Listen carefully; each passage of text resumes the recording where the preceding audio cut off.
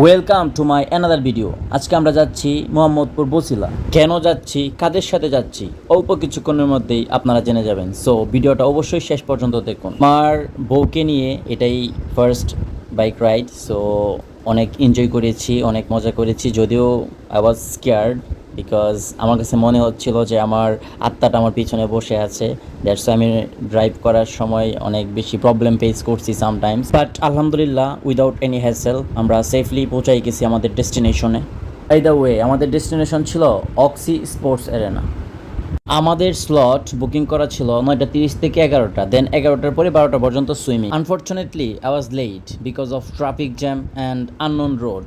Most probably 1 hour late করেছি। যাওয়ার পরে জাস্ট আমি 15 মিনিটসের মতো খেলতে পেরেছি, যেটার জন্য আমি কখনোই স্যাটিসফাইড ছিলাম না। মানে আমার মনে হচ্ছিল আরও 1 আওয়ার খেলার মতো একটা ক্যাপাসিটি ছিল। তাদের ফিল্ড অনেক সুন্দর ছিল, অনেক বেশি গুছানো ছিল, স্পেশালি তাদের সার্ভিসটাও অনেক সুন্দর।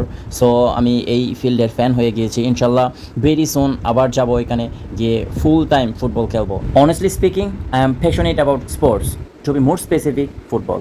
Actually I am enthusiastic about football. That's why অল্প সময় হলেও এটাকে আমি এনজয় করেছি। আমি চেষ্টা করেছি অল্প সময়ের মধ্যে নিজের বেস্ট পারফরমেন্সটুকু বের করে আনার জন্য। অ্যান্ড আমি যাদের সাথে খেলতে, তারা আমার খুব কাছের মানুষ। রোহান ফিটনেসের বদৌলতে তাদের সাথে আমার পরিচয়। তারা কেউ আমার ট্রেনি, কেউ আমার কাছের ভাই ব্রাদার। সো আমি তাদের সাথে যখন থাকি নিজেকে অনেক বেশি সেফ বা অনেক বেশি হ্যাপি ফিল করি। যারা আছে তারা সবাই অনেক ভালো, তাদের মেন্টালিটি, তাদের কথা বলা, তাদের বিহেভিয়ার স্টপ নোট। সো তাদের সাথে বিভিন্ন জায়গা এক্সপ্লোর করি, বিভিন্ন জায়গায় ঘুরতে যাই। সো আমি এনজয় করি তাদের সাথে। তো চলে না একটা বাস্তবতা বলি, সেটা হচ্ছে আমরা শুধু আমাদের ওয়ার্ক, আমাদের স্টাডি, এগুলোর পিছনে টাইম স্পেন্ড করি, আমরা আমাদের মেন্টাল হেলথের কোনো খবর রাখি না। সো আপনারা যদি আপনাদের মেন্টাল হেলথ ভালো রাখতে চান, আপনাদেরকে অবশ্যই out of the box think করতে হবে। আপনাদেরকে অবশ্যই একটা বাউন্ডারি থেকে বের হয়ে আসতে হবে। আর স্পোর্টস, এটা যে কোনো স্পোর্টস হতে পারে, football, cricket, it can be anything. আপনারা জাস্ট পারফর্ম করেন, দেখবেন আপনাদের mind satisfaction, mind refresh and কাজে অন্যরকম একটা ফোকাস আসবে।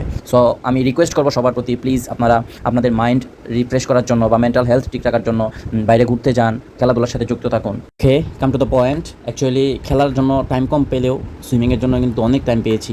আর সুইমিং করতে যেয়ে আমরা অনেক বেশি মজা করেছি। তো সবাই বডি বিল্ডিং বা জিমের সাথে যুক্ত। সো আমরা যেখানেই যাই না কেন, আমাদের প্রথম এবং ফার্স্ট প্রায়োরিটি হচ্ছে পোজিং।